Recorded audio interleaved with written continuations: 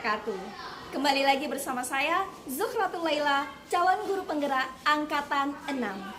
Pada kesempatan kali ini, saya akan melakukan kegiatan wawancara dengan mewawancarai kepala sekolah dalam menunaikan tugas demonstrasi kontekstual modul 31 terkait tentang pengambilan keputusan dengan mempertimbangkan nilai-nilai kebajikan sebagai seorang pemimpin. Selamat menyaksikan.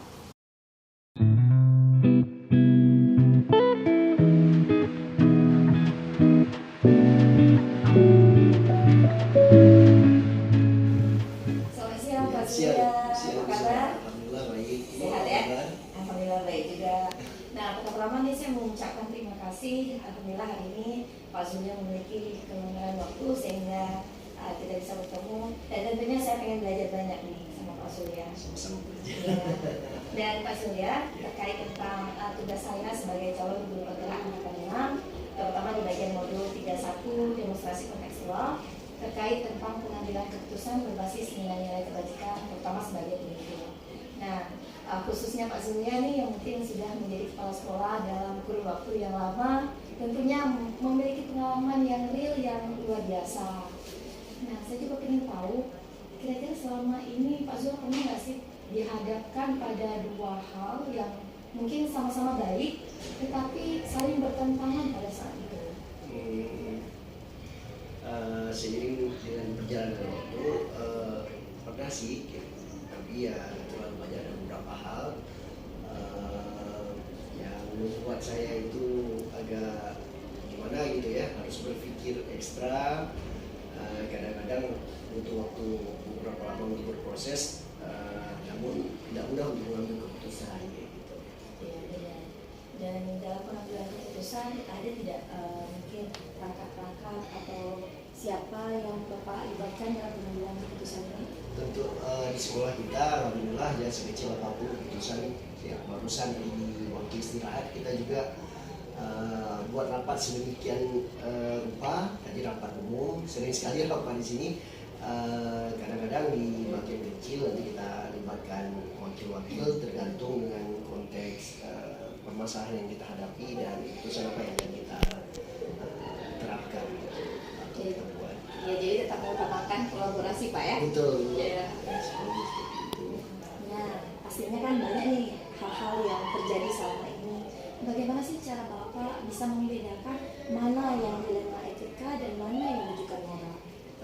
Ya, selama ini terus terang alhamdulillah baru saja saya bisa membedakan antara rujukan moral dan dilema etika. Ternyata ya kalau rujukan moral ya memang kita berbenturan dengan hukum, sedangkan dilema etika itu yang sangat sulit karena yang kita hadapi adalah kebenaran versus kebenaran, dan itu akan sangat sulit dan benar-benar bukan hanya etika, menjadi dilema pikiran segala macam sampai ke bawah mimpi mungkin ya seperti itu.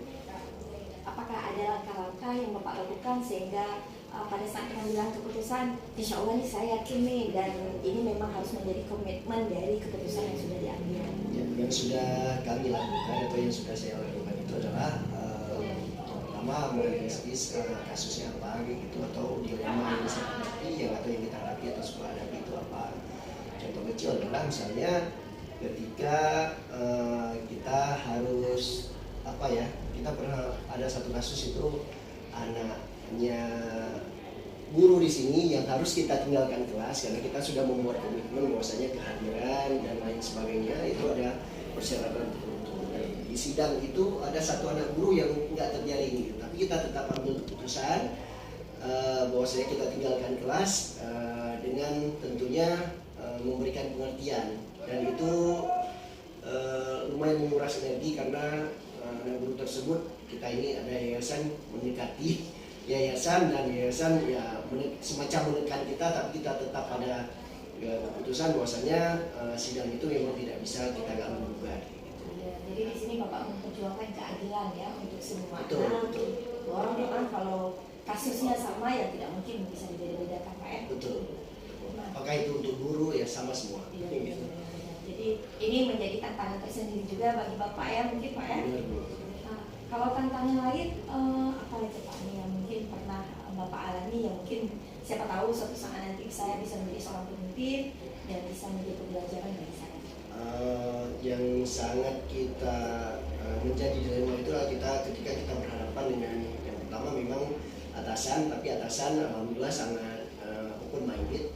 Jadi ketika kita ada permasalahan itu kita selalu berdiskusi dan memang kadang-kadang dalam suatu kesempatan ya yayasan itu mereka mempertahankan apa yang mereka mau, tapi dengan argumentasi yang logis, dengan penalaran yang rasional, kadang-kadang mereka juga bisa mempertimbangkan. Nah, di sisi lain ketika kita mengambil keputusan itu ya kita ada pekerja yaitu guru dan stafnya yang bekerja luar biasa, dan itu menjadi bagian dari kita. Dan yang kita hadapi adalah kebijakan, kadang-kadang kebijakan yang kita ambil itu tidak berbanding lurus dengan ekspektasi mereka, kadang-kadang bertolak belakang. Nah, itu yang sangat menjadi dilema bagi saya. Namun apapun itu, karena di awal prinsipnya adalah kita musyawarah mufakat, kita sekecil apapun ada permasalahan, sekecil apapun ada keputusan kita rapatkan sesuai dengan koridor dan ruang lingkup tertentu, dan yang kita libatkan sesuai dengan yang berhubungan itu jabatannya berhubungan. Dan alhamdulillah selama ini ya benturan ada, tapi ya insya Allah bisa kita minimalisir, dan seiring dengan berjalannya waktu yang bersangkutan yang dirasakan keputusan itu nggak baik atau tidak menguntungkan bagi yang bersangkutan, beliau akan semakin paham. Oh ya, luar biasa sekali Pak ya. Jadi bisa dikatakan diskusi berkolaborasi itu harus menjadi hal utama Pak ya. Benar. Nah, sebagaimana yang kita ketahui yang namanya prinsip pengambilan keputusan itu kan ada yang terkadang dihadapkan pada end-based thinking, di mana kita mempertimbangkan dampak akhir. Terus kemudian ada rules-based thinking, di mana harus berbasis peraturan. Terus kemudian ada juga yang fear-based thinking. Menurut Pak Surya, yang mana dari prinsip ini yang mungkin paling sering digunakan dan lebih efektif? Kalau di konteks sekolah kita itu sebenarnya kombinasi di antara ketiganya. Kita yang pertama tentu yang menjadi, kalau kita bisa katakan itu sebagai jenjang saringan pertama, itu filter pertama itu adalah rule based. Ya, rule based. Dan kalau seandainya itu aturannya bertolak belakang gitu, kita akan memberikan pengertian juga gimana kita buka cakrawala berpikir orang yang berdampak dari keputusan kita. Kemudian kita turun sedikit ke care base, nah selama tidak peraturan itu gimana ya, resikonya kecil itu bisa kita care base, bisa kita tampung keluhan-keluhan, dan itu akan menimbulkan rasa iba dan rasa kasihan saya kepada yang berdampak terhadap keputusan yang kita ambil. Kemudian ada satu lagi end base itu luar biasa ya, biasanya kita punya proyeksi apa dampak dari keputusan yang akan kita ambil, dan tentunya semata-mata selain itu adalah pertimbangannya adalah sekolah adalah kebenaran secara universal gitu, dan biasa gesekan kadang-kadang terjadi ya, dan itu adalah dinamika pendewasaan kita. Menurut kami seperti itu.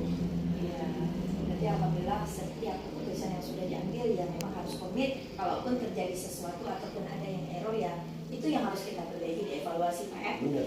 Nah, Bapak pernah nggak dihadapkan pada kasus seperti bujukan moral, di mana terkadang secara peraturan ini memang salah, tetapi memang dengan kondisi yang ada di sekolah kita harus menerapkan itu? Iya, ada beberapa kali, ya, salah satu diantaranya bisa ceritakan kita ini komposisi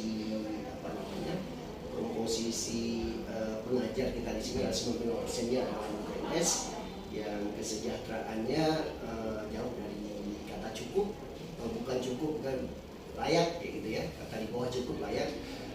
Nah, kita harus mengambil satu kesimpulan. Memang kita ada sumber keuangan lain yaitu DP3, namun DP3 kita karena sekolah kita ini adalah milik masyarakat dan berbeda konteks swasta dengan mungkin salah satu sekolah unggulan lain yang SPP-nya luar biasa. Kita meminimalisir seminimal mungkin, dan ketika kita hitung-hitung memang itu cukup untuk operasional staff segala macam.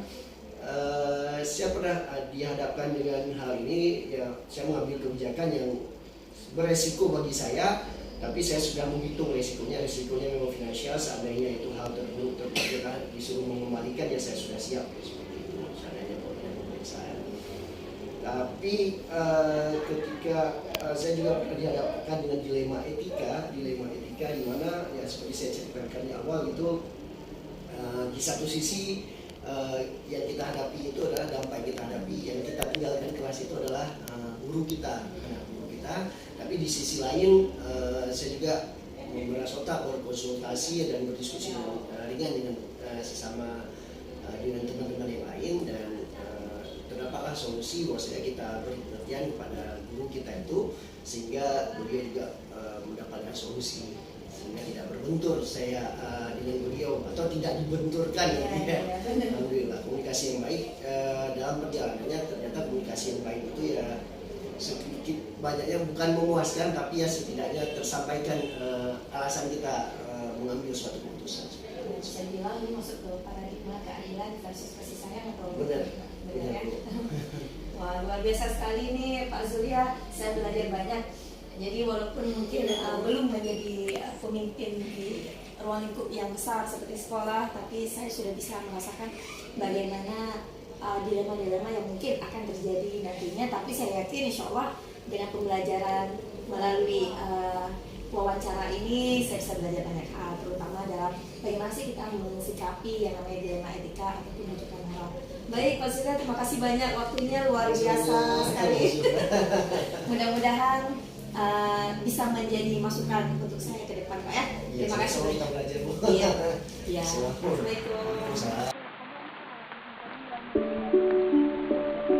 Assalamualaikum Ibu, selamat pagi. Salam, selamat pagi juga. Ibu sehat? Alhamdulillah. Nah, pertama-tama Dora mau mengucapkan terima kasih nih. Alhamdulillah Ibu memiliki waktu yang luang sehingga insya Allah Dora bisa belajar banyak. Nah, jadi hari ini insya Allah Dora akan melakukan kegiatan wawancara terkait tentang pengambilan keputusan dengan mempertimbangkan nilai-nilai kebajikan sebagai pemimpin. Nah, ini juga merupakan salah satu tugas demonstrasi kontekstual pada modul 31 program Guru Penggerak. Nah, mempertimbangkan alhamdulillah Ibu juga sudah memiliki banyak sekali pengalaman sebagai kepala sekolah. Nah, Dora pengen belajar banyak nih Bu. Nah, selama Ibu menjadi kepala sekolah, Ibu pernah nggak Bu berada di posisi di mana Ibu harus memilih keputusan dengan mempertimbangkan antara dua hal yang menurut Ibu sama-sama sangat baik. Nah, apa nih yang biasanya Ibu lakukan agar bisa mengambil keputusan dengan tepat? Jadi ngambil keputusan itu kan memang nggak mudah kita lakukan, karena kan setiap keputusan itu adalah berkaitan dengan keberadaan, keberhasilan atau kesuksesan seseorang. Itu adalah keputusan kita.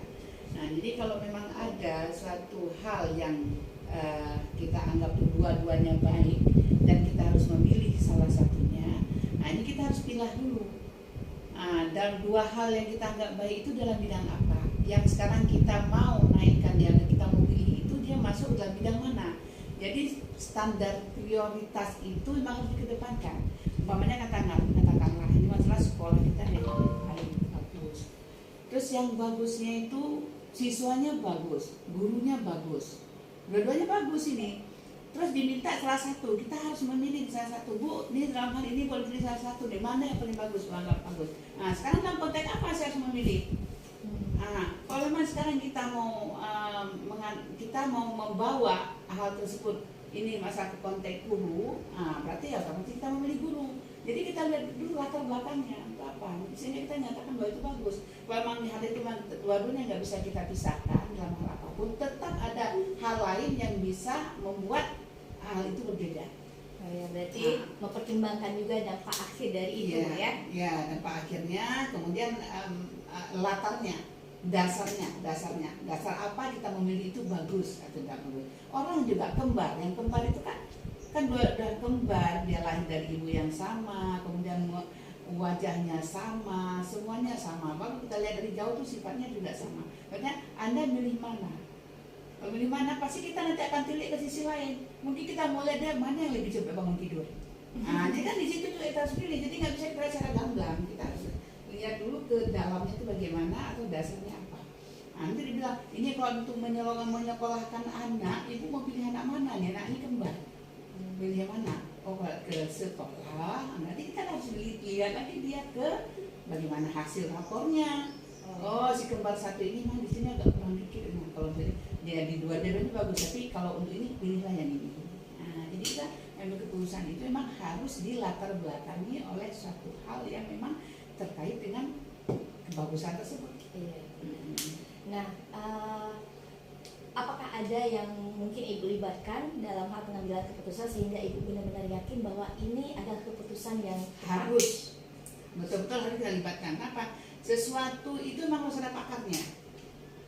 Orang mengatakan, oh ibu kepala sekolah itu hebat.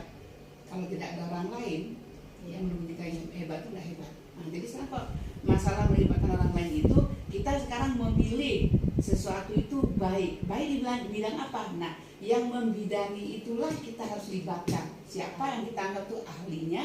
Nah, di situ kita harus berikan mandat kepada mereka itu untuk memilih. Nah, jadi yang kita anggap itu dua-duanya baik, ada satu yang baik. Kenapa? Karena ada ahlinya. Nah, sesuai kebaikan apa yang mau dilihat kita bilang. Nah, itu harus melibatkan lain, nggak boleh dengan sendiri.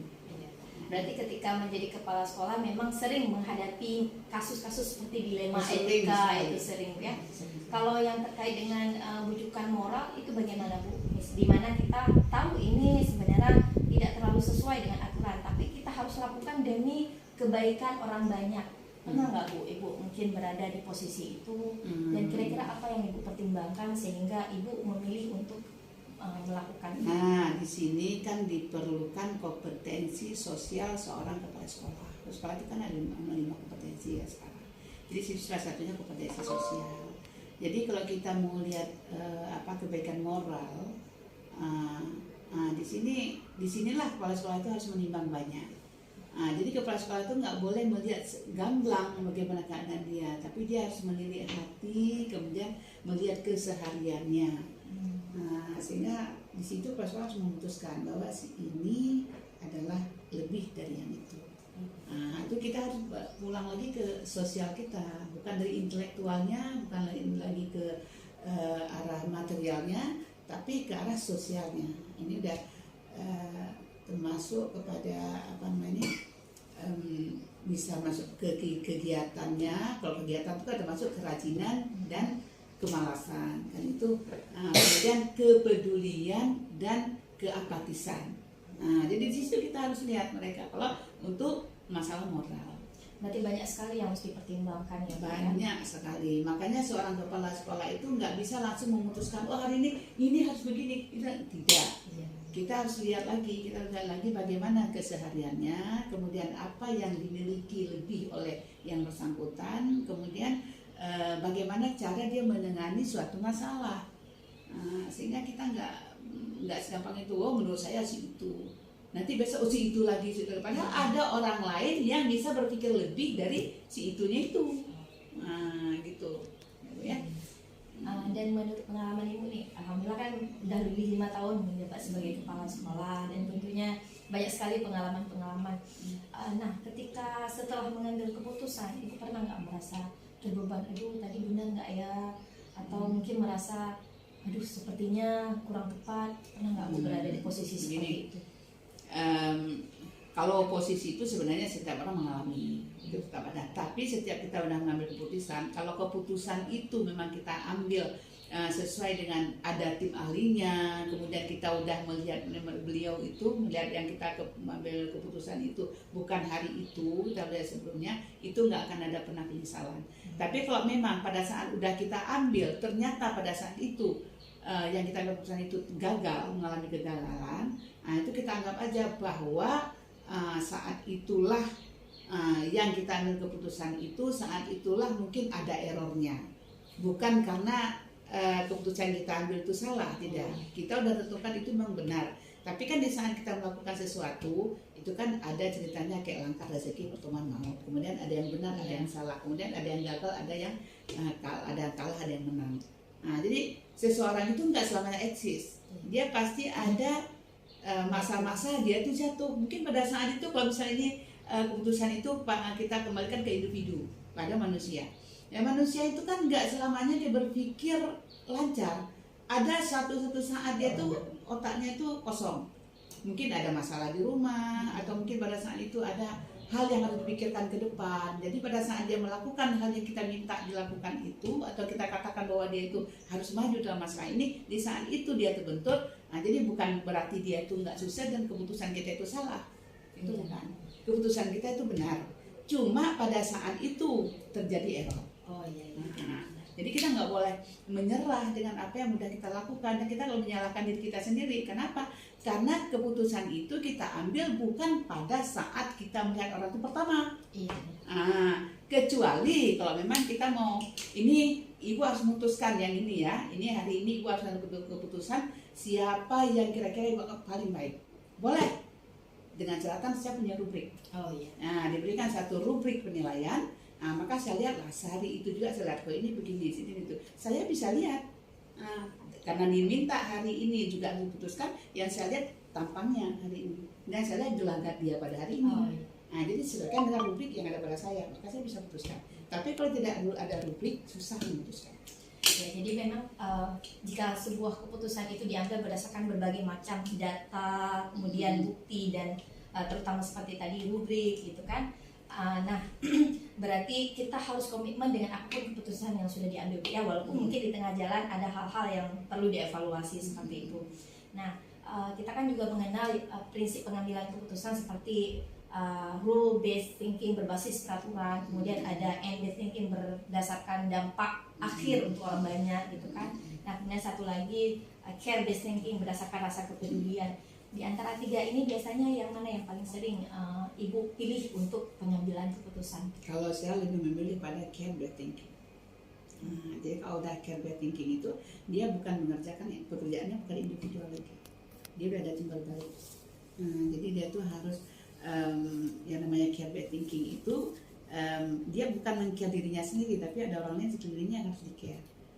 Menurut saya gitu. Saya kalau di antara tiga tadi care based thinking, kemudian apalagi end based thinking berdasarkan dampak akhir, kemudian rules based thinking, peraturan. Tapi care itu juga ada rule dasarnya. Kemudian dari care itu juga nanti akan ada end, ya kan? Tanpa ada care dari mana end, dari mana rule? Benar. Jadi kita harus ambil yang care based thinking. Karena terkadang kalau misalnya semata-mata berdasarkan rules dan tidak sesuai dengan lingkungan kita juga tidak tepat, Bu ya. Iya, dan itu akan terasa canggung. Ya, yang si pelaksana ini akan canggung karena dia selalu memberikan rule-nya. Namun rule itu nggak boleh kita belakangkan, dia juga harus kita pikirkan. Bagaimana cara melayani, cara dia meng-care-nya. Nanti baru kita lihat bahwa end-nya itu bagaimana. Bergantung dengan care tadi juga. Oh iya. Nah, jadi bukan siapa tahu nih suatu saat mungkin Zura juga bisa menjadi seorang pemimpin. Ada nggak trik atau strategi khusus yang membuat ibu itu paling cepat bisa mengambil keputusan dengan cepat, dengan penuh keyakinan, dan menurut ibu itu saya insya Allah benar nih mengambil keputusan? Atau ada langkah-langkah pengambilan keputusan yang ibu lewati? Ini kalau kita mau jadi seorang pemimpin, itu jadilah pemimpin yang betul-betul bekerja untuk memajukan suatu instansi yang kita pimpin. Itu yang pertama. Nah, untuk memajukan instansi yang kita pimpin itu kita tidak hanya duduk menghadapi buku dan nonton video yang baik itu enggak. Kalau yang udah pernah saya lakukan itu, pada saat saya tempat tugaskan di suatu instansi, katakanlah di suatu sekolah,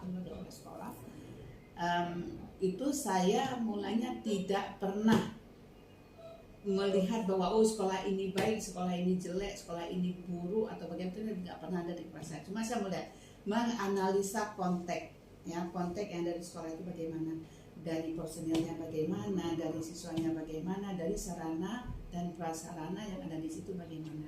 Nah, kalau di situ nanti kita bisa buat perimbangan. Kalau ini pemakainya dan ini si pengendalinya, maka sarana ini kurang.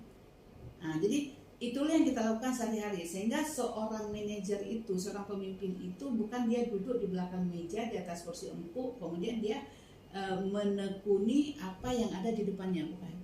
Tapi dia itu memang harus berbaur dengan siapa yang menjadi kalangannya pada saat itu. Katakanlah menjadi mitra kerjanya. Kalau di sini misalnya kalau saya kepala sekolah berarti ada guru saya, ada cleaning service saya, kemudian ada siswa-siswa yang jadi objek dari sekolah saya saya harus berada di posisi mereka, dan saya harus merasakan bagaimana yang dirasakan oleh siswa apabila ada guru yang seperti ini. Nah, kalau memang ada gelagat guru yang memang berbeda dengan keadaan guru yang sebenarnya, itu yang harus kita lebih dulu perhatikan. Mungkin gelagat dia itu akan membawa baik ke masa akan datang, dan mungkin juga gelagat itu akan menghancurkan sekolah kita. Maka itu kita harus berdampingan dengan yang seperti itu, sehingga kalau memang gelagatnya jelek, kita bisa menggiring pelan-pelan menjadi baik. Kalau memang ada orang yang udah bergelagat baik itu, kita nggak boleh biarkan bahwa dia tuh udah berbuat baik, biarkan aja dia buat baik dengan sebaik-baiknya. Kalau memang tidak kita perhatikan, kebaikan juga itu juga akan keluar. Maka seorang pemimpin itu tidak ada istilah duduk kemudian menerima laporan dari seseorang, bukan itu. Kita sendiri yang harus merasakan, harus berbaur dengan siapa yang menjadi mitra kerja kita demi untuk membangun instansi yang kita bina saat itu. Jadi jangan terpikir, enak jadi kepala sekolah, tinggal duduk-duduk aja mengajar, nggak bisa.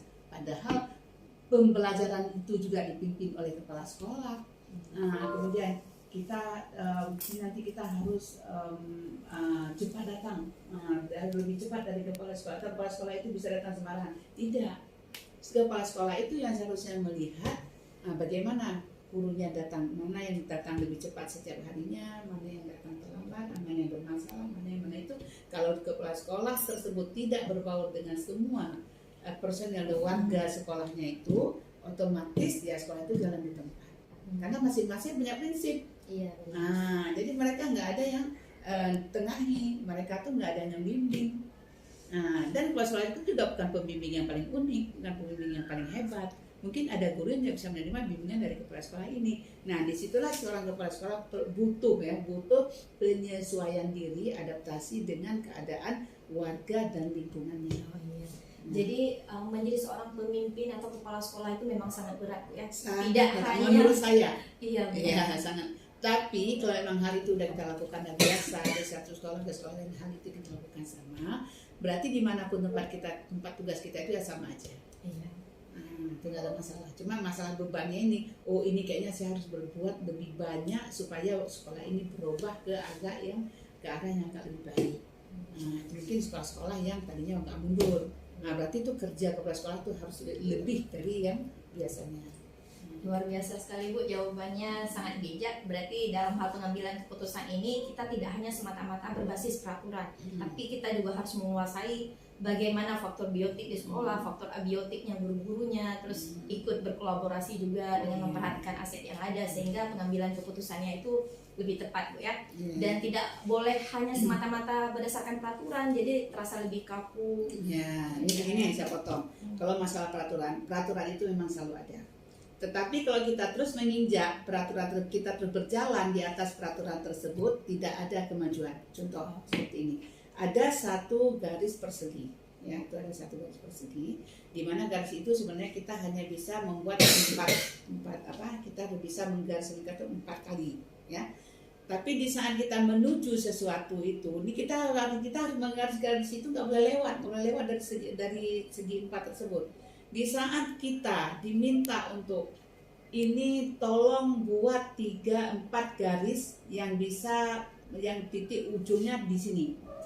Kalau kita tidak melebihi keluar dari garis yang pernah ada tadi, nggak akan kita temukan titik yang ditentukan tadi. Makanya kalau peraturan itu ada dalam segi 4 untuk menuju suatu titik itu jangkauan kita tidak melewati, kita tidak melebihi segi 4 itu atau keluar dari koridor segi 4 itu, maka titik yang kita cari itu nggak akan ada. Maka peraturan itu kadang-kadang dia statis. Kita harus berdomani, tapi kadang-kadang kita harus keluar dari peraturan demi untuk mencari hal tersebut. Ya. Baik, luar biasa sekali Bu. Terima kasih banyak atas kesediaan Ibu meluangkan waktu. Insya Allah ini bisa belajar banyak sekali, terutama tadi sudah kita bahas tentang prinsip pengambilan keputusan. Berarti care based thinking itu memang harus benar-benar kita pertimbangkan ya. Nah kemudian dari paradigma tadi Ibu juga sudah menceritakan betapa terkadang ada dua nilai yang sama-sama baik, namun pada saat yang sama juga bisa bertentangan. Nah, terima kasih banyak Bu. Semoga mungkin ini bisa menambah pemahaman saya terkait tentang pengambilan keputusan dengan mempertimbangkan nilai-nilai kebajikan murah. Baik Bu, terima kasih banyak. Selamat dan terus jaya. Amin. Terima kasih Bu ya.